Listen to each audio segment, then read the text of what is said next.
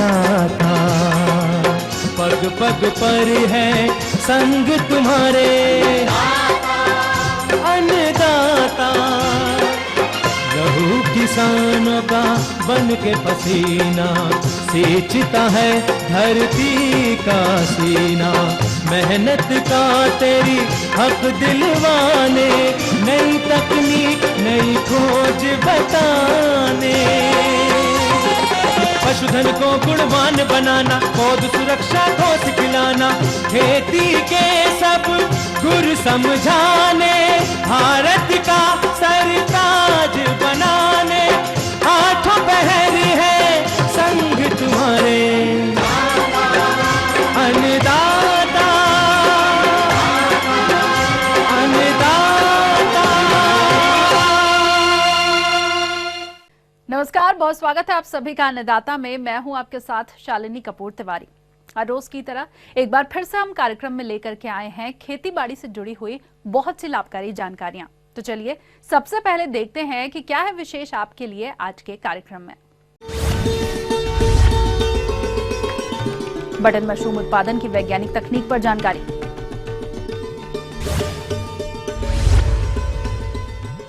Baby corn मक्के की उन्नत खेती पर तकनीकी जानकारी,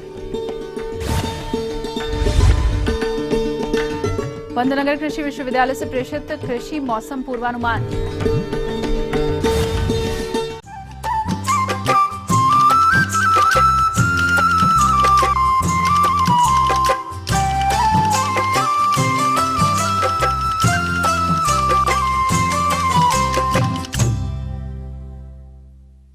खेती आज सिर्फ आजीविका का साधन ही नहीं है, बल्कि इसने एक व्यवसाय का रूप ले लिया है।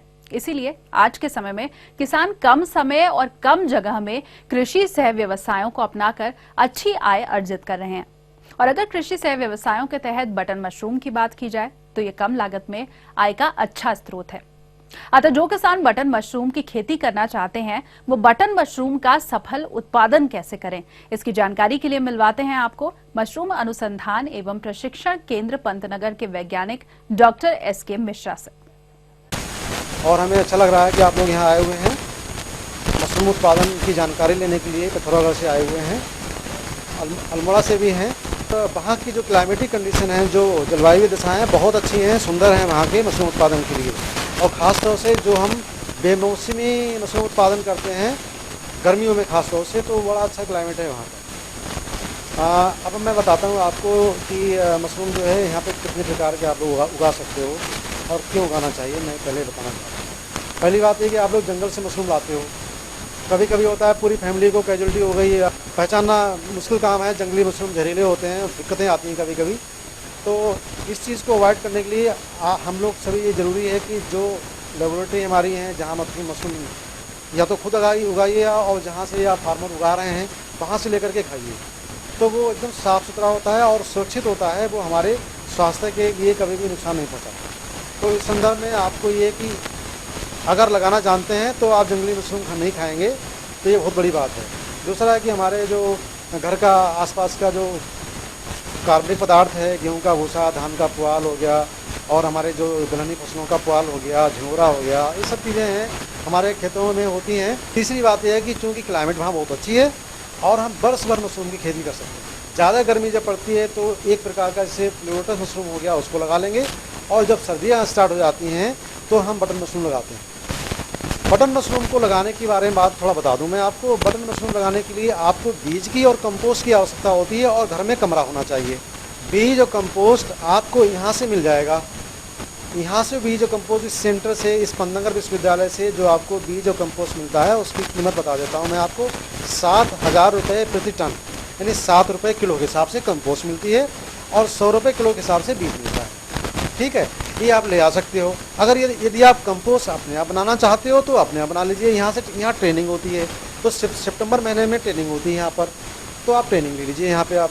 और ट्रेनिंग लेने के बाद में फिर आप खुद बनाना शुरू कर दीजिए, बीज यहाँ से ले जाइए। तो यहाँ आप देख रहे हैं, ये सब जानते हैं कि बटन मशरूम है आपका। ये आपका है, ये दवाइयों में काम आता है मशरूम। ये है सिटाके मशरूम है। हम जो मशरूम बता रहे हैं आपको वो ये हैं कि ये जो गर्मियाँ हैं पहाड़ों पे तो ये प्लूरोटस मशरूम कर लीजिए, और जब आपकी ये सर्दियाँ आती हैं जो आजकल मौसम चल रहा है उसमें बटन मशरूम।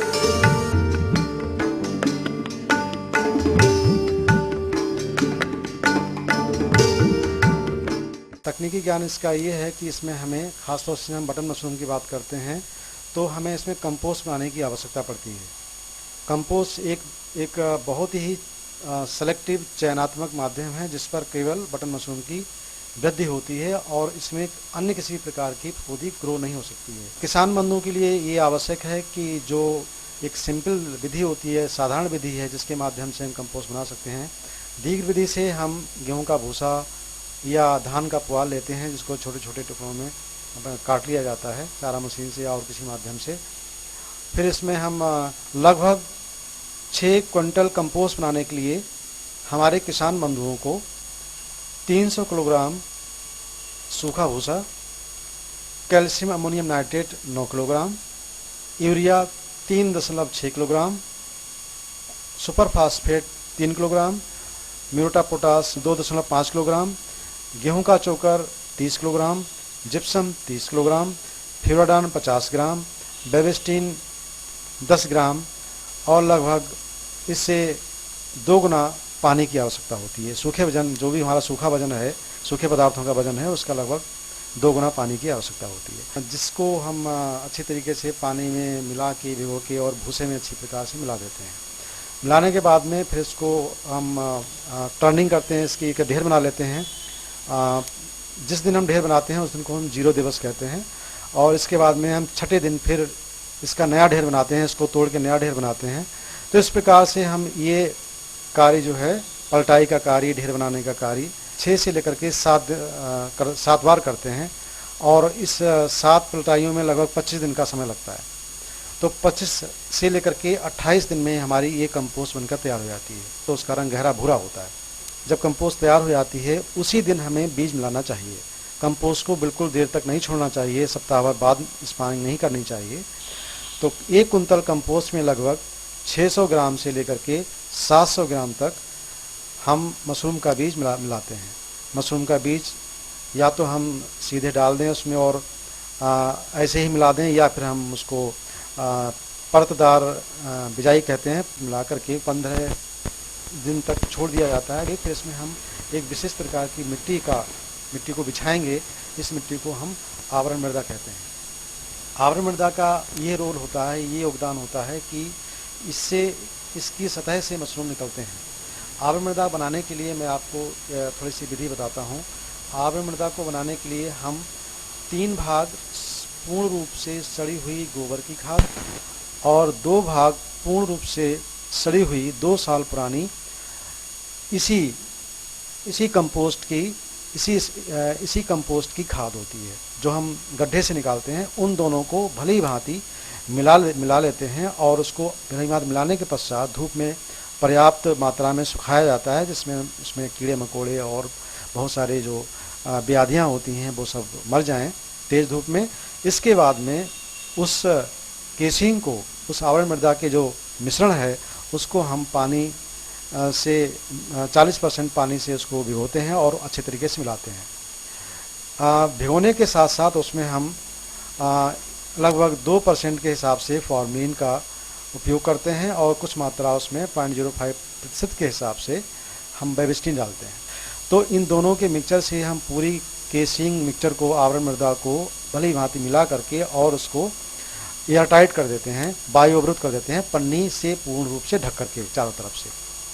ये जो ढकाव की प्रक्रिया है ये लगभग 24 से 48 घंटे तक लगातार चलती रहती है। जब ये समय अवधि बीत जाती है तो पन्नी का मुंह खोल देते हैं, पन्नी का कवर हटा देते हैं वहाँ से और इसके बाद में फिर हटाने के बाद में फिर जो है इसको आवरण मृदा को थोड़ा खोलते हैं जिससे इसमें जो गंध होती है वो निकल जाए और इसके बाद में 20% की दर से कंपोस्ट का जो कुल वजन का 20% की दर से हम प्रत्येक बैग में आवरण मृदा को बिछाते हैं। 4 सेंटीमीटर मोटी एक परत बिछाते हैं आवरण मृदा की इन बैगों के ऊपर। तो और उसमें इसके बाद में पानी दिया जाता है, लगातार पानी दिया जाता है जैसे कि नाई बालों में फुहारा मारता है। तो उस तरीके से हम आवरण मृदा पर भी पानी देते हैं, लगातार रोजाना देते हैं, सुबह और शाम। ज़्यादा पानी नहीं देना चाहिए, क्योंकि पानी नीचे चला जाएगा, फिर हमारा जो पोषक तत्व हैं बैग के वो नीचे चले जाएंगे, बैग के तली पे आ जाएंगे।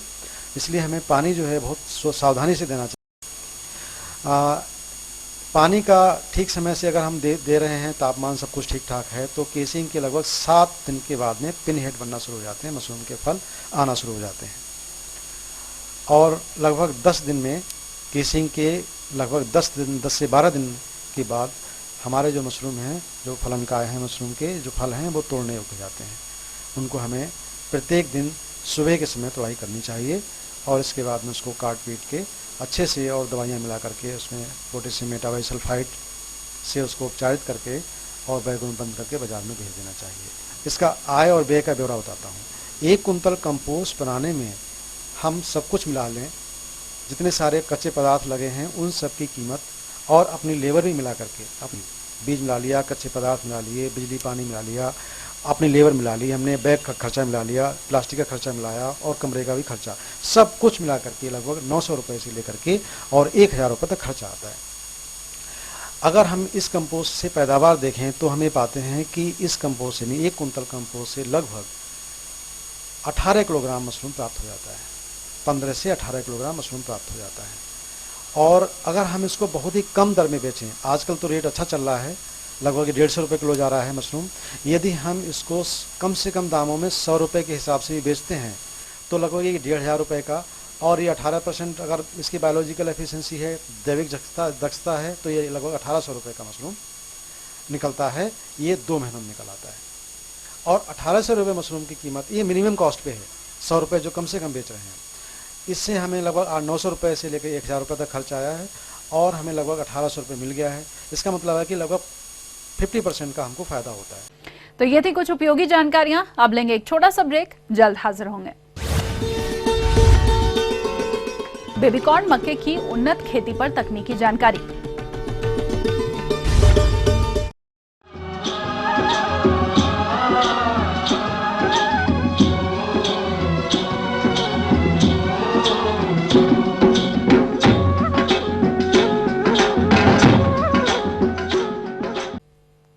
ब्रेक के बाद एक बार फिर से आप सभी दर्शकों का अन्नदाता कार्यक्रम में स्वागत है। बढ़ते हैं अगली प्रस्तुति की ओर।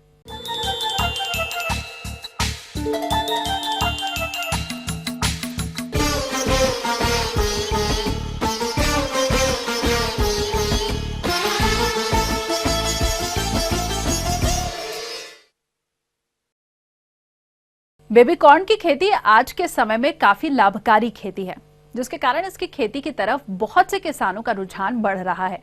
अतः जो किसान इसकी खेती करना चाहते हैं वो बेबीकॉर्न की बीज बुआई प्रक्रिया को सही तरह से अपनाएं, जिससे कि उन्हें भरपूर पैदावार और लाभ मिल सके। और इसी की जानकारी दे रही हैं एक विषय विशेषज्ञ डॉक्टर सरला यादव। इसमें जो भुट्टा होता है वो अनिषेचित अवस्था में ही हम तोड़ लेते हैं। उसका सबसे बड़ा मानक ये होता है कि जैसे ही सिल्क निकले उसके 2 से 3 दिन के अंदर हम उसकी तुड़ाई कर लेते हैं। जबकि जो साधारण मक्का होता है उसमें हम भुट्टे को जब पूरी तरह से पक जाता है तब तोड़ते हैं और वो दाने के रूप में प्रयोग करते हैं। ये जो शिशु मक्का होता है इसका जो बाज़ार भाव है करीब 3 से 4 गुना ज़्यादा होता है साधारण मक्के की अपेक्षा। और जो मुख्य किस्में हैं वो HM4 है, HM4 जिसे कहते हैं, जो कि मक्का अनुसंधान निदेशालय नई दिल्ली से रिलीज्ड किस्म है। दूसरी विवेक, प्रकाश और BL 42 हैं, जिनका किसान भाई अपने खेत में शिशु मक्का उत्पादन हेतु प्रयोग कर सकते हैं। वायु जहाँ तक बेबीकॉर्न मक्के की बुआई की बात है तो इसके अंतर्गत सर्वप्रथम बात आती है भूमि के चयन की। इसकी खेती बलुई से लेकर भारी मृदाओं तक सभी प्रकार की भूमियों में की जा सकती है। अधिकतम पैदावार लेने के लिए अधिक उपजाऊ मिट्टी जिसमें जीवाश्म की पर्याप्त मात्रा हो तथा जिसका pH मान 6 से 7 हो उपयुक्त रहती है। ध्यान रहे कि जल निकास की उचित व्यवस्था भूमि में होनी चाहिए। भूमि का चयन कर लेने के बाद बात करते हैं भूमि की तैयारी पर। गर्मी के दिनों में मिट्टी पलटने वाले हल से जुताई करनी चाहिए। बुवाई से पहले एक गहरी जुताई करके 2 से 3 बार हैरो या कल्टीवेटर से जुताई करना चाहिए और प्रत्येक जुताई के बाद पाटा लगाना चाहिए, जिससे मिट्टी भुरभुरी हो जाए। आइए अब बात करते हैं बीज दर की। किसान भाइयों, बीज की मात्रा, मृदा में नमी, फसल बोने का उद्देश्य, बोने का समय तथा विधि आदि पर निर्भर करती है। मक्के की तुलना में बेबी कॉर्न के लिए थोड़ी अधिक मात्रा में बीज की आवश्यकता होती है, क्योंकि इसकी फसल कम अवधि की होती है। इसके लिए औसत 30 से 35 किलोग्राम बीज प्रति हेक्टेयर की दर से प्रयोग करना उचित रहता है। इस प्रकार आपको प्रति हेक्टेयर 1,10,000 से 1,15,000 पौधे की संख्या प्राप्त हो जाती है। बुआई से पूर्व बीज को थीरम या कैप्टन नामक दवा से 2 से 2.5 ग्राम प्रति किलोग्राम बीज की दर से उपचारित करना चाहिए। इसके बाद जैविक उपचार करें। इसके लिए एक्सोस्पाइलियम से बीज उपचार कर छाया में सुखाने के बाद ही बुआई करें। जैसे कि इसके रबी में भी लगाते हैं और खरीफ में भी लगाते हैं, किंतु दिसंबर और जनवरी के माह में इसकी बुआई नहीं करनी चाहिए, क्योंकि उसमें बहुत ज़्यादा जाड़ा पड़ता है तो इसका अंकुरण बहुत कम होता है। किंतु इसमें जो हम उर्वरक डालते हैं वो थोड़ा ज़्यादा होता है। जैसे कि नाइट्रोजन की मात्रा इसमें 180 किलोग्राम प्रति हेक्टेयर होती है, जबकि फास्फोरस और पोटेशियम की मात्रा आम मक्के की तरह ही होती है। और जो पौध से पौध की दूरी है वो 20 सेंटीमीटर रखते हैं और जो पंक्ति से पंक्ति की दूरी है वो रखते हैं। तथा नाइट्रोजन की 1/3 मात्रा को बुआई के 25 से 30 दिनों के बाद तथा शेष बची दूसरी मात्रा को नरमंजरी निकलते समय दिया जाता है। जैसे हमने खेत में शिशु मक्के की बुआई कर दी, उसके बाद जैसे ही हमें किसान भाइयों को उसमें जो है नरमंजरी दिखे, उसे आधार से तोड़ देना चाहिए। इसके 2 फायदे होते हैं। एक तो जो भी पोषक तत्व नरमंजरी के विकास में जा रहे थे उनका मुड़ाव भुट्टे की तरफ हो जाता है, तो हमें कम समय में ज़्यादा भुट्टे मिलते हैं। कि गुणवत्ता होती है वो भी नरमंजरी के तोड़ने के बाद बरकरार रहती है, क्योंकि हमें इसमें अनिषेचित भुट्टा चाहिए। और समय समय पर किसान भाई निराई और गुड़ाई भी कर सकते हैं, उससे भी खरपतवार पर काफ़ी कुछ नियंत्रण पाया जा सकता है। आते हैं रसायन का प्रयोग भी करते हैं। रसायनों में मुख्य रसायन है एट्राजिन। 1.5 लीटर एट्राजिन 600 लीटर पानी में मिला करके बुआई के 3 दिन के भीतर ही उसका छिड़काव करते हैं। इससे जो चौड़ी पत्ती के खरपतवार होते हैं उन पर नियंत्रण पाया जा सकता है। पूर्ण चीज़ है कि हमें टाइम से, मतलब समय से तुड़ाई कर लेनी चाहिए। समय से तुड़ाई करने से फ़ायदा ये होता है कि हमें उचित बाज़ार भाव प्राप्त होता है। इसका जो मक्के के 3 ग्रेड होते हैं, शिशु मक्के के 3 ग्रेड होते हैं। एक तो लंबा होता है, मध्य और छोटा। जो मध्य और छोटा है उसका राष्ट्रीय और अंतर्राष्ट्रीय स्तर पर काफ़ी मांग है। जैसा कि हम आजकल देखते हैं कि बड़े बड़े शॉपिंग मॉल्स, बड़े बड़े सिटीज़, शहरों में ये जो है पाया जाता है और इसका उपयोग बेबी कॉर्न सूप, सैलेड के रूप में, सलाद के रूप में, विभिन्न तरह के व्यंजनों में जैसे खीर, दलिया, मंचूरियन आदि में प्रयोग किया जाता है। तो किसानों को चाहिए कि भुट्टा तोड़ने के बाद उसको छील लें, छीलने के बाद उसकी ग्रेडिंग कर लें, ग्रेडिंग के बाद उसको पॉलीथीन बैग्स में उसका जो है उसकी पैकिंग कर लें और उसके बाद जो है उसको निम्न तापमान पे रखना चाहिए या फिर उसे मार्केट में बेच देना चाहिए। इससे उन्हें अच्छा लाभ मिलेगा।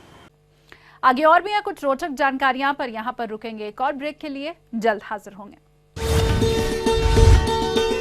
पंतनगर कृषि विश्वविद्यालय से प्रेषित कृषि मौसम पूर्वानुमान। ब्रेक के बाद आप सभी दर्शकों का एक बार फिर से स्वागत है और चलिए अब रुख करते हैं अगली कड़ी की ओर।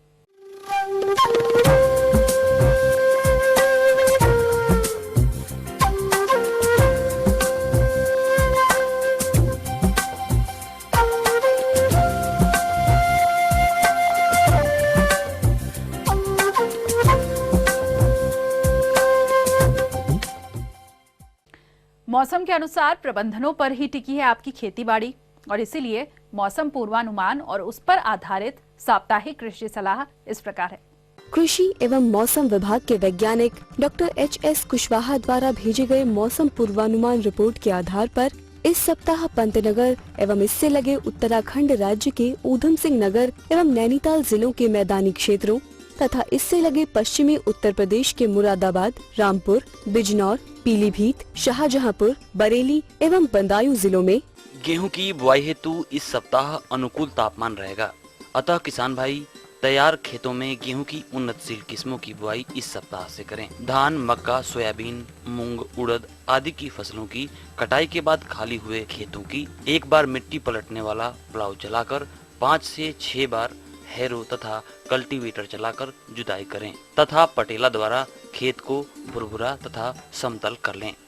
संभावित शुष्क मौसम के मद्देनजर कम मृदा नमी वाले खेतों में इस सप्ताह पलेवा करें, जिससे बुआई हेतु खेत की मृदा में पर्याप्त नमी बन सके। इस सप्ताह बुआई हेतु गेहूं की उन्नतशील किस्मों जैसे UP 2572, UP 2554, UP 2534, UP 2628, UP 2338, HD 2687, DBW 16, PBW 502, PBW 550, PBW 343, PBW 2967, PBW 590 आदि में से ही किसी किस्म के प्रमाणित बीज का चयन करें। खेत की उचित मृदा नमी अवश्य सुनिश्चित कर लें। प्रमाणित बीज का ही चयन करें। यदि घर का बीज बो रहे हों तब बीज के अच्छे जमाव तथा बाद में फसल को खुला कंडुआ, गिरुई तथा झुलसा आदि रोगों से बचाने हेतु उपचारित अवश्य करें।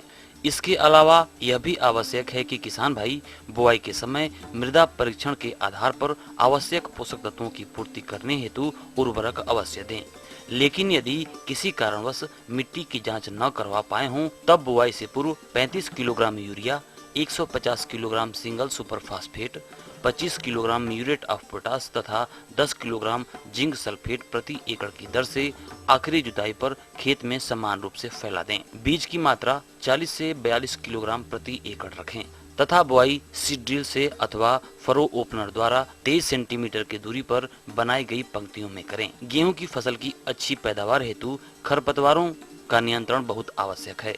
अतः किसान भाई अंकुरण से पूर्व खरपतवारों के प्रभावी नियंत्रण हेतु बुआई के 24 से 48 घंटों के अंदर 35 सीसी पेंडीमेथिलिन नामक शाकनाशी की 1.25 लीटर मात्रा का 400 लीटर पानी में घोल बनाकर प्रति एकड़ की दर से बुआई किए गए खेत में समान ऊंचाई से समान रूप से छिड़काव करें। चना, मटर एवं मसूर की बुआई हेतु अनुकूल तापमान रहने तथा बारिश न होने की संभावना के मद्देनजर किसान भाई तैयार खेतों में उचित मृदा नमी की दशा में इनकी बुआई करें। मसूर की बुआई के इच्छुक किसान भाई मसूर की मुख्य प्रजातियों जैसे PL 234, PL 639, पंत मसूर 4, पंत मसूर 5, पंत मसूर 6, पंत मसूर 7 या पंत मसूर 8 में से बीज उपलब्धता के अनुसार किसी किस्म के प्रमाणित बीज का चयन करें। बीज के अच्छे जमाव एवं भरपूर पैदावार लेने हेतु बुआई पंक्तियों में 23 सेंटीमीटर की दूरी पर 3 से 5 सेंटीमीटर की गहराई पर करें।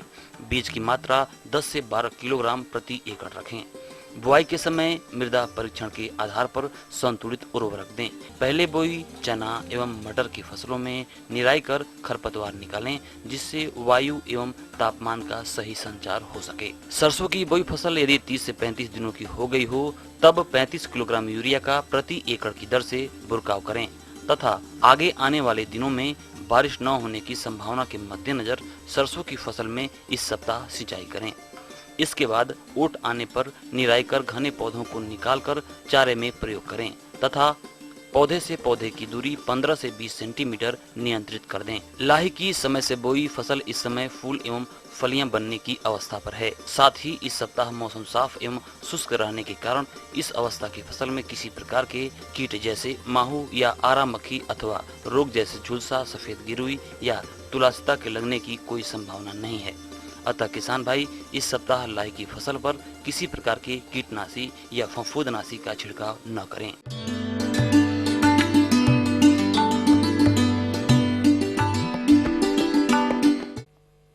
अन्नदाता हेल्पलाइन निशुल्क फोन संपर्क सेवा के माध्यम से आपके द्वारा पूछी गई समस्याओं में से एक या फिर 2 महत्वपूर्ण समस्याओं को हम अपने कार्यक्रम में शामिल करते हैं और इसी के तहत आज की चयनित समस्या और उसका जवाब इस प्रकार है।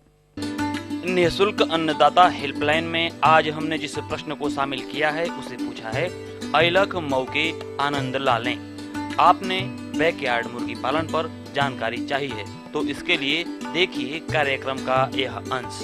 उत्तर प्रदेश सरकार पशुपालन विभाग के द्वारा बैकयार्ड पोल्ट्री का एक प्रोग्राम चलाया जा रहा है, जिसमें छोटे किसान जो कि मार्जिनल या बहुत छोटे किसान हैं, जिनकी आय बहुत कम है, उनको 50 मुर्गी के चूजे फ्री में, उनका कोई पैसा नहीं दिया जाता है, पशुपालन विभाग के द्वारा दिया जाता है और साथ में 30 किलोग्राम चारा जो चूज़ों को खिलाने के लिए उनको दिया जाता है। इसके अलावा 500 रुपया उसमें सेट बनाने के लिए भी किसानों को दिया जाता है, जिसके लिए किसानों का बैंक में अकाउंट होना चाहिए। उसी अकाउंट में वो 500 रुपया पशुपालन विभाग के द्वारा भेज दिया जाता है। तो इसका लाभ लेने के लिए किसानों को जो है आर्थिक रूप से कमज़ोर होना चाहिए और उनकी इनकम जो है वो कम होनी चाहिए। तो इस स्कीम में जो भी चूजे दिए जाते हैं, किसान भाई उसको लेके उसको पालें और उसका कोई भी पैसा सरकार को नहीं देना पड़ता है। और इससे ये होता है कि जब 50 चूजे किसान भाई पाल लेते हैं, तो जब ये लगभग 17-18 सप्ताह के हो जाते हैं तो इनसे अंडा उत्पादन मिलने लगता है। और अंडा उत्पादन जो है एक मुर्गी से आप जानते हैं कि एक साल में लगभग 260 अंडे प्राप्त होते हैं और एक अंडे का वज़न अगर अच्छा अंडा है, अच्छी ब्रीड है, तो लगभग 60 से 65 ग्राम एक अंडे का वज़न होता है। अंडा उत्पादन के साथ साथ अगर किसान भाई चाहते हैं तो मुर्गी से ब्रायलर उत्पादन, जब मुर्गी के चूजे लगभग 10 या 11 सप्ताह के हो जाते हैं, उस समय उनका वज़न लगभग 2.5 किलो का हो जाता है। उस समय उनको मीट उत्पादन के लिए स्लाटर करके और उससे मीट किसान भाई उसका अपने खाने के प्रयोग में ला सकते हैं। मुर्गी का जो मांस होता है इसको वाइट फ्लेश मांस बोलते हैं। इसमें जो है रेड फ्लेश मीट की तुलना में ज़्यादा अच्छा माना जाता है। इसमें फैट का परसेंटेज कम होता है, प्रोटीन का परसेंटेज ज़्यादा होता है और आसानी से डाइजेस्ट हो जाता है। तो इस तरह से अगर आप देखते हैं तो मुर्गी से बहुत सारे फ़ायदे होते हैं और कोई भी छोटा किसान ये अच्छी तरह से इसको पाल सकता है। अलग से कोई खर्चा नहीं करना पड़ता है। केवल घर का कोई बच्चा या कोई भी आदमी सुबह शाम उसको थोड़ा सा चरने के लिए अगर मुर्गियों को खोल देता है, सेट से बाहर निकल जाती हैं, तो अपने आप चर के अपना भोजन की व्यवस्था मुर्गियाँ कर लेती हैं और अलग से खिलाने की ज़रूरत नहीं पड़ती है। तो किसान भाई आराम से बैकयार्ड पोल्ट्री का लाभ उठा सकते हैं और अपनी आमदनी को बढ़ा सकते हैं। कोई भी अंडा आज की डेट में आप देख रहे हैं 4-5 रुपया प्रति अंडे की दर से कम नहीं बिक रहा है। अगर आपके पास 50 मुर्गियां हैं जिसमें से लगभग 25-30 भी अगर अंडा दे रही हैं, प्रतिदिन अगर आपको 30 अंडे मिल रहे हैं तो आप 30 गुणे 4 कर दीजिए, कम से कम 120 रुपया या 130 रुपया प्रतिदिन आपको इनकम हो जाती है और इसमें कोई खर्चा करने की ज़रूरत नहीं होती। हम ये उम्मीद करते हैं कि आज का कार्यक्रम आप सभी दर्शकों के लिए उपयोगी रहा होगा। किसान भाइयों, अन्नदाता आपकी सेवा के लिए संकल्परत है। कृषि संबंधित समस्या और सुझावों के लिए आप हमें इस पते पर संपर्क कर सकते हैं। प्रोड्यूसर अन्नदाता, ETV Uttar Pradesh Uttarakhand, Ramoji film city, Hyderabad 501512। साथ ही आप हमें ईमेल भी कर सकते हैं। हमारा ईमेल आईडी है annadaata.up@etv.co.in। इसके अलावा आप हमें निःशुल्क हेल्पलाइन नंबर 180010845999 पर सोमवार से शनिवार सुबह 10 से शाम 4 बजे के बीच संपर्क कर सकते हैं। और आइए अब देखते हैं कल दिखाए जाने वाले कार्यक्रम की मुख्य झलकियां। सूक्ष्म सिंचाई के महत्व और प्रयोग विधि पर जानकारी।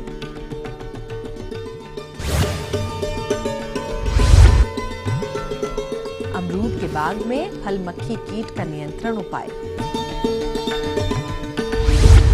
तो फिलहाल अन्नदाता की पूरी टीम को दीजिए इजाजत। कल फिर से इसी समय आपसे मुलाकात होगी कृषि संबंधित कुछ और महत्वपूर्ण जानकारियों के साथ। नमस्कार।